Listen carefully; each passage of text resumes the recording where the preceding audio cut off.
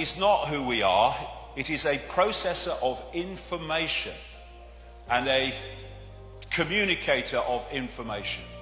As this man rightly said, looking for consciousness in the brain is like looking inside a radio for the announcer. The radio is just decoding information. That's what the brain body is doing. The brain is dark but sees light. How is that possible? How can my brain be totally dark and I see this light? Because that light in its prime form, like everything else, is just an information source. And I'm decoding that information source in here into the visual reality of light, because that's what the information contains. Thus, that's what it manifests when I decode it. So, this is right. There is no spoon. It's not the spoon that bends, it is only yourself. Because that spoon only exists in that form when you decode it from energetic information. Information is encoded in what we call light. White light contains all the colors of the spectrum. Isaac Newton called the rainbow a spectrum because out of the Latin word for apparition or phantom, that's where we get the word spectre from. And colors are frequencies. They're just different frequencies, and when we decode them, we see that color. We think those flowers are red and yellow. They're not. Nothing has any color. The color is decided in our perception of it by whether it reflects certain frequencies or whether it absorbs certain frequencies. We're only seeing light that reflects. Thus, we're only seeing that color which is reflected by the object. Therefore, it seems to be that color. Light radiation is information, and the frequency or wavelength vibration is its delivery system. The information dictates the frequency. This is mainstream science. They talk about dark energy, dark matter.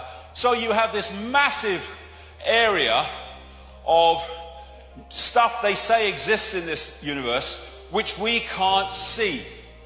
You then have light, electromagnetic spectrum, etc., which is 0.005% of what they say exists in this universe, and visible light, which is the only frequency band that we can decode into a visual reality, is a fraction of the 0.005%. This is the visible spectrum within the electromagnetic spectrum. Look at it, it's tiny. And that's all that we can see. We are in a frequency band. We call it the world, we call it reality, but there are other frequency bands interpenetrating this one, like radio stations and television stations, sharing the same space. And what you perceive is what you can decode, what you are. And so through the body we perceive in a visual sense what the body can decode, which is this little band of frequencies. So what is the universe? It is information. And what is the universe? It is information decoding information. When you put a disk in a computer, it's information. The computer is information. It decodes the information. One part of information is encoded to be decoded. One information source is encoded to decode. And that's exactly how our reality works, except the body is decoding and also encoding. The brain is massively part of the decoding system of this wireless cosmos. We do not have empty space between us. We have energy. We have electromagnetic energy. And we have in that energy information.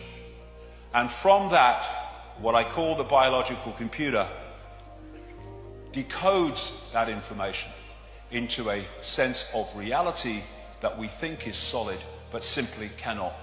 And the most dense of things, rocks, mountains, however kind of they may be indestructible, they are at their base form an energetic information field.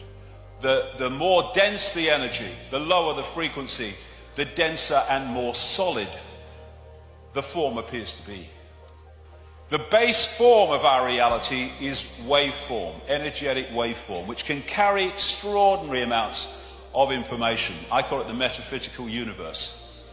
Nikola Tesla, the genius from which so much came, one of the great scientific geniuses, of modern times, who in fact gave us the electrical system. He gave us radar because it was stolen from him. And he could see beyond the physical that we perceive. And he said, the day science begins to study non-physical phenomena, it will make more progress in 1 decade than in all the previous centuries of our existence. Why? Because you go to the source of the reality instead of the decoded expression of that reality. So we live in this cosmic internet. On one level, it operates on an electromagnetic level. Of course, the brain is working electrically as it interacts with it. So what is the internet? People say, well, it's like pictures and text and colors on a screen. Well, yes, it is, but only on the screen. Everywhere else, it's electronic circuits and all that gadgetry. What is television? Well, it's pictures on a screen. Yes, it is, but only on the screen. Everywhere else, television, in the analog sense, is frequency fields or, the electrical kit that they do now with digital. And our body-mind, the body-mind as I call it, is like a computer system which allows us to experience this reality. If you look at the body, it's just like a computer in its basic sense. When a computer don't work anymore, won't switch on, what do you say? My computer's dead. It goes into sleep mode to save energy. It has an antivirus system. That's our immune system. Best antivirus system ever. The brain is the central processing unit. And then you have DNA, which is basically the hard drive.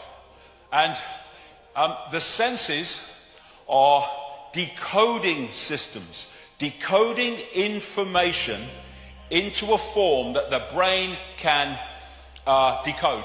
So the senses are taking waveform information, vibrational information, they're turning into electrical information, they are communicating it to the brain, which then decodes that into a sense of reality we call the world we live in. The motherboard of the body, that is the system of meridian lines of energy used in acupuncture, which take information around the body.